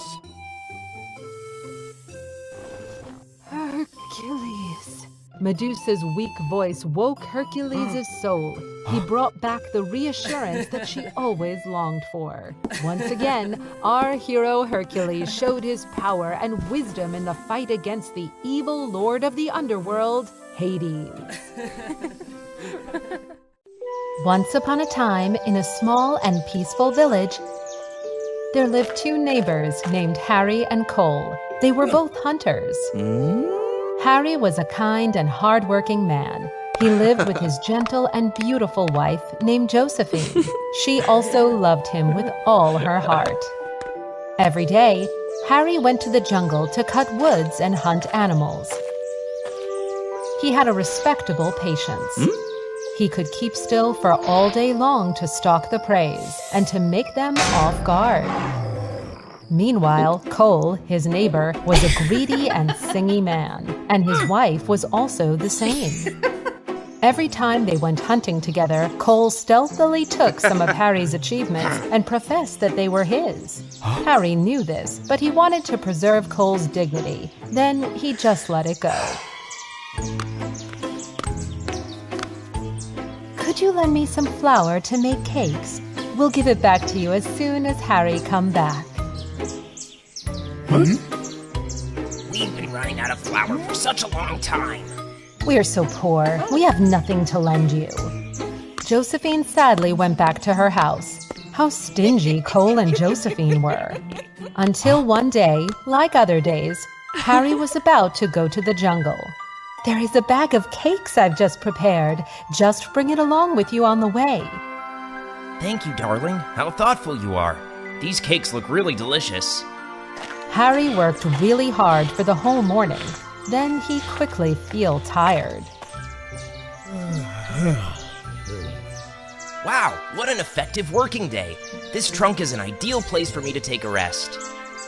He slept like a log under that tree. Then his cakes fell out. The delicious cakes were lying around him. The tasty smell of the cakes attracted a troop of hungry monkeys, but Harry was totally unaware of that.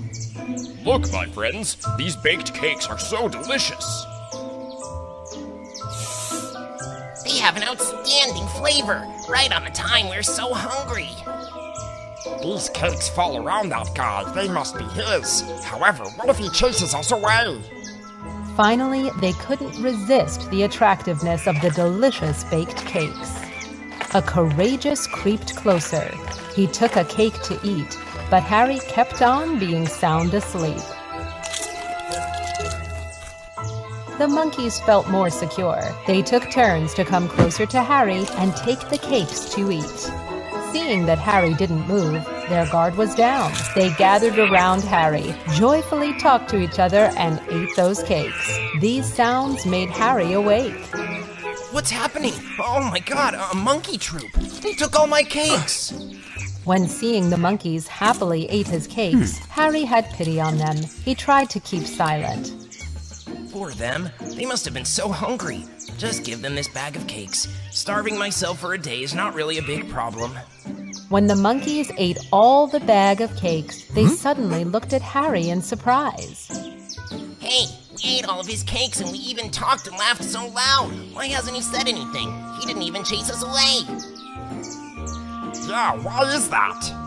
Oh, I got it. He is not a human. This is a statue of the god of our monkey. He knew that we were so miserable and he gave us a large bag of delicious cakes. Thank you, my god, the great god of our monkey. They all bowed to Harry like he was a real god, thinking that was really interesting. He still remained inert. This monkey troop considered me their god. It's interesting. Why is the statue of our god placed here? Maybe he could predict all the things and wait here to help us. It's really disrespectful when leaving him here in the middle of the jungle. That's right. Let's together carry him to our holy mountain. All the monkeys in the troop agreed with their leader. Then they gathered together and raised Harry up and carried him back to their holy mountain. We might be poor, but the god has just blessed us. Let's bring him to the holy mountains. Harry couldn't help but smile inside, but he tried to remain inert and lie above the head of the monkeys. He wanted to see where they would take him to. But which mountain should we bring him to? He was so generous. He gave us a large bag of cakes. We will place him in the Golden Mountain. Golden Mountain? Where is that? After a long way, the monkey troop finally brought Harry to a mountain.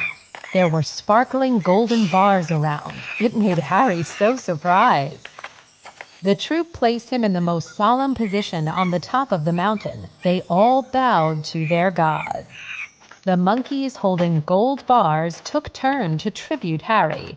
They placed the gold bars under his feet. This is the most sacred ritual of the monkeys. After finishing the ritual, they together left. Waiting for them to leave, Harry happily looked at the gold bars around him. I have never seen so much gold before in my life. It seems like the gold from around the world has been already here. Harry joyfully took the gold bars into his bag. Then he found the way to escape from the gold mountain and returned home. Harry told Josephine the whole story. She couldn't believe in her own eyes when seeing the gold bars. It's a miracle! What an incredible fortune! Harry, we also need to get some new stuffs for our house. And we should also have a party to celebrate. We will invite Cole and Gianna. When Cole and Gianna came, they were astonished when seeing their neighbor become so wealthy. My God, where could you find these splendid clothes and jewelry? And even this luxury feast. Harry and his wife happily told them the whole story. Cole and Gianna were taken aback. They were really jealous of their neighbor's fortune. After returning home, they discussed to imitate what Harry had done. You should prepare for me a large bag of cakes like what Josephine did. Tomorrow I will go to the jungle and take the gold from that monkey troop. Bring these bags along with you. You will have to take as much gold as you can, and we will be richer than them. Gianna quickly went to the kitchen to make the cakes. However, instead of making a bag full of cakes, the stingy wife started to think again. It's totally wasteful when making a large bag full of cakes for that troop of monkeys.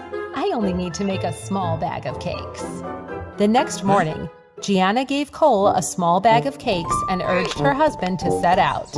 As what Harry told him, Cole found the trunk that Harry had slept the day before. Waiting for a while, he felt so hungry and tired. So hungry. Why do I have to give those monkeys all of my cakes? It's nonsense. Just eat these cakes until I'm full, and they can have the amount of cakes left. Cole took the cakes out and ate them until he was full. At the end, there were only 3 cakes left. Then Cole stopped eating and leaving them for the monkeys. He pretended to sleep soundly by the trunk and make the cakes fall around. The smell of the cakes also attracted the troop. Look, there are some delicious cakes again. But there are just 3 cakes today. And another god. The troop started to share cakes to each other, but the cakes were so few that they made them feel hungrier. Eat it, foolish monkeys, then bring me to the treasure. Anyway, this is also a statue of the god. Let's together bring him to our holy mountain. That's right, that's it. Bring me to the holy mountain. Listening to their leader, the monkeys gathered together to raise Colin up and carry him back to the holy mountain. We might be poor, but the god has just blessed us. Let's bring him to the holy mountains. But which mountain should we bring him to? We placed one god in the golden mountain yesterday. Moreover, this god is not as generous as the god yesterday. He gave us just 3 cakes. All right, we will place him in the silver mountain. As soon as Cole heard that the monkeys wanted to place him in the silver mountain, he was really impatient. He couldn't keep calm anymore. What? Silver Mountain? It's impossible. Place me at the Golden Mountain. It has to be the Golden Mountain. Seeing the god started to move and scream out loud, the monkeys were so frightened that they start to run away in different directions. Cole was knocked down to the river. Is anyone there? Please help me, please! At home and waiting for Cole to come back for such a long time, Gianna had to go ask for the help of Harry and Josephine. Together, they rushed to the jungle to search everywhere, and luckily, they could save Cole when he was about to drown. Help me, please!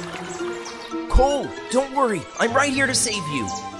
After being saved by Harry, Cole and his wife felt really embarrassed and regretted. Thank you, Harry, Josephine. I was too greedy, but you all still helped me enthusiastically. We're sorry. We will never be like that again. Never mind. We're neighbors, and we're close friends, right? From that day, Cole and Gianna finally could give up their greed and stingy. They worked hard and started to be friendly with everyone. About Harry and Josephine, they were able to build a splendid house. They became richer and lived happily together forever after. Once upon a time, in Tasmilla land far, far away, there lived a well-off merchant. With his wisdom and subtlety, he had been able to set up his own business with all kinds of customers, from aristocrats to commoners. He had solely one son named Connor, and Connor was expected to take over the family's business. However, Connor was an opposite version of his father. He would always look down on poor people and only make friends with those who he considered as the upper class. The merchant had a young servant named Hunt, who he regarded as intelligent, kind, and generous. Because of that, he let Hunt follow and support Connor. However, seeing Hunt come from a poor family, Connor was always despising him. Such a poor servant. What a shame. The merchant worried about the future when he saw his son behaving like that, so he tried to advise to his son. My son, those poor customers are also as important as others because without them, we wouldn't be able to have this position. You should respect and serve them well. It's not my duty to serve those low-class people, Father. I will ask someone like Hunt to do that instead. Connor didn't care about his father's advice, making the merchant so disappointed. One day, he called both Connor and Hunt to come to see him. Up the Crumgar Mountain, there is a sacred temple. You need to go there to train and get yourself ready to take over our family's business. Go there with Hunt. He can help you out on the way. Yes. The two young men set out. The merchant hoped that this journey would change his son in a better way. Along the way, Hunt always tried to start a conversation with his master, yet Connor barely paid any attention to him. What a luxurious place for people of high class like me. All right, Hunt. We will sleep here tonight. The inn's owner was already waiting outside. Seeing Connor was rich and wealthy, she gave him a warm welcome. Welcome, my beloved customers. I'm Lucy, the owner of this inn. You have chosen the right place to rest, sir. Our inn only serves wealthy people of upper class. No commoner is allowed to step inside. I'm sure that you guys will get the best experience here. How about being poor like this guy here? I think that you can let him sleep in the stable. Lucy immediately prepared a luxurious suite for Connor. Are you satisfied with this room, sir? Take some time to rest, and I will prepare your meal, a lavish one. Meanwhile, Hunt had to sleep on a dry haystack nearby the stable. Suddenly, a horse stood next to him, started to whisper. Hey, buddy! Who's calling me? It's you. It's weird. How can you talk? Shh. You're staying at Lucy the Witch's Inn. She usually enchants the food to turn the wealthy customers into horses and steal their assets. Not only that, she even feeds us and sells for money. I'm not the only horse that can talk here. Really? Oh my God, I have to find a way out about this. Hunt snuck into the kitchen to watch. He saw Lucy doing a weird thing. She was planting the wheat seeds on the burning flame. A few seconds later, all of them grew up and produced lots of grains. What a lucky day. I caught another rich man. After eating my pie, he will be turned into a horse immediately. Hearing those words, Hunt immediately reached out to Connor and told him the whole story. Master, don't eat anything that the inn owner gives you. She's a witch. Huh? What are you talking about, Hunt? Plant rice on the flame? Stop making things up like that. I feel such pity for poor people like you. I saw it with my bare eyes. Why don't you believe me? Stop it. You want me to starve to death, right? Get out of here. I have to rest.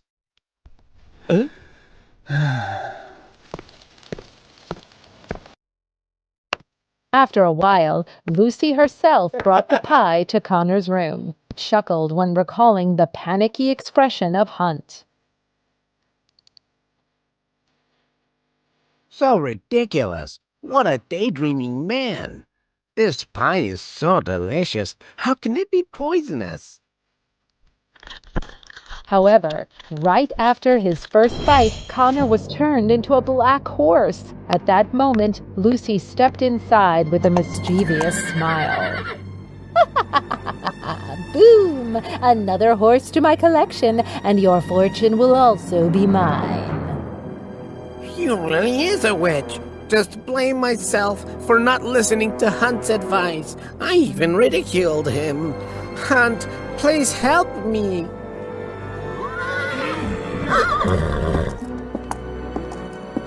About Hunt, when the pie was brought to him, he pretended to take it. Waiting for the servant to get out, he threw it right away. Waiting inside the stable, Hunt was really worried. As he was going to check Connor to see if he was still okay, Hunt saw Lucy leading the black horse out of the inn. Seeing Hunt, the horse suddenly cried, and it looked like it was asking for help. Hunt was so suspicious that he came to ask Lucy. Where is my master? What have you done to him? This servant is really cautious. He didn't take for just one bite of the pie. Anyway, he has no money, so I just need to chase him away. Hey, boy, why are you being bad-tempered like that? Your master has left for a while. He must be waiting for you somewhere. Moreover, you poor servant don't have to pay for the room. It's on me. People, kick him out of here for me. That black horse must be Connor. What can I do to help him now? Maybe I should go to the sacred temple. Hopefully the magician will know the way to save Connor. Upon that, Hunt headed to the temple on the Crumgar Mountain without taking any rest. All he had left was a last bread and some pennies. Finally, after a long journey, Hunt managed to reach the sacred temple. He saw an old man who looked unusual sat in front of the gate. Sir, I'm here to see the great magician of the temple. You should go home. He doesn't want to meet strangers. But sir, this is an emergency case. Bad things happened to my friend on the way. We came here and now I really need his help. All right then. Come in. The magician is inside, but I have to keep your bag. Thank you so much, sir. The old man looked at Hunt's bag mysteriously and saw only one bread with some pennies. So, he is a poor boy. Then I would like to test him for a little bit. Hunt walked around the huge temple. Despite searching every room, he couldn't find anyone. Why is there no one here? Is this temple abandoned? Where is the magician? Why did the old man trick me? Since he hadn't eaten for days, Hunt was indeed tired after seeking the magician. He remembered his last bread and came back to the old man. He was startled when seeing the old man, who was chomping his bread. Hunt was very angry. That was the most delicious thing I've ever eaten for my entire life. Hope you don't get mad at me for being so rude. I haven't had anything in my stomach for days.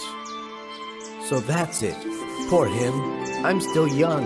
I am still able to bear the hunger. I should let the old man eat that bread.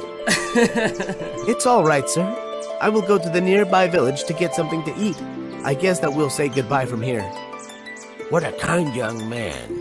You didn't get angry at the old man who ate your last bread, and after experiencing those inconvenient events.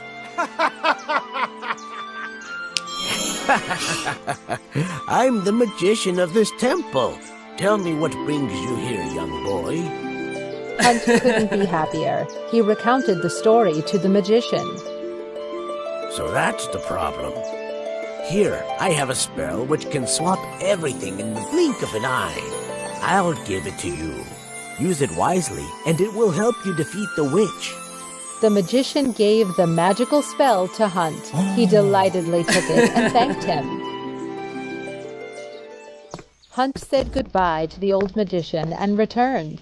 He didn't expect that in his bag there were 3 golden coins. That must be from the magician. Now I don't need to worry about not having enough money. With 3 gold coins, he came to a bakery to have a big feast there. He also ordered a pie that looked exactly like the one Lucy usually made. He used the leftover money to buy clothes, which made himself look like a luxurious and wealthy merchant. When he arrived at Lucy's inn, the witch couldn't be able to recognize him. I'm the merchant who just have returned from the Imperial City. Bring me the best sweet that you have here. Money is not my problem. Sir, then you have come to the right place. Please take time to rest, sir. I'll prepare you the most lavish meal ever. Waiting for the witch to get out of the room, Hunt snuck into the stable. There, he quickly realized Connor, the black horse. Connor, it's me, Hunt. Don't worry. I'll get you out of here.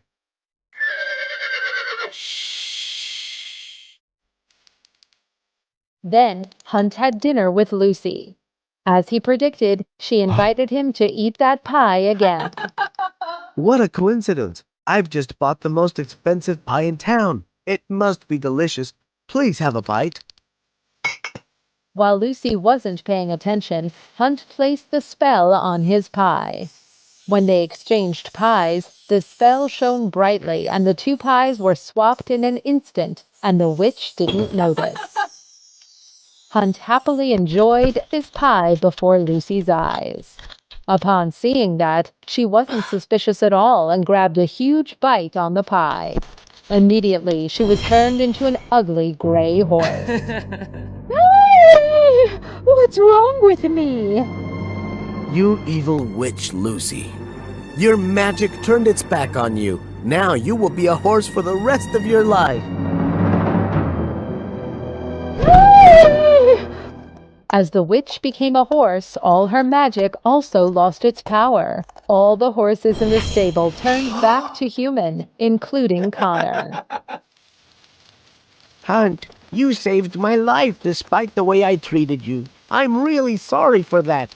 From now on, you are my best friend. They returned home together. Since then, Connor completely turned over a new leaf. He started learning business management method from his father and serving poor customers. He paid attention to every small detail of the work. Therefore, his family's business flourished day by day.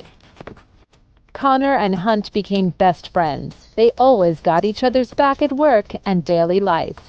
All of them lived happily forever after.